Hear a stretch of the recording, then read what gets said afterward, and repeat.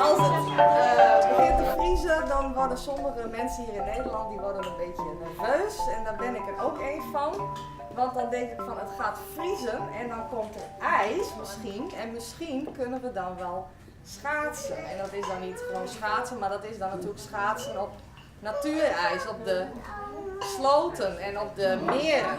Het probleem is, niet ieder jaar kunnen we schaatsen op natuurijs op de kanaal. When I learned it on the old-fashioned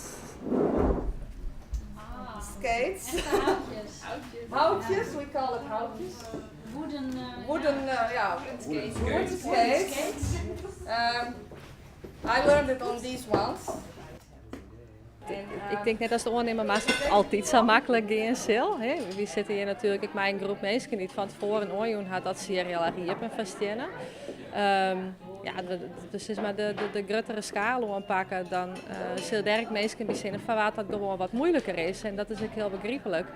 Dus daar maar wel rekening mee houden.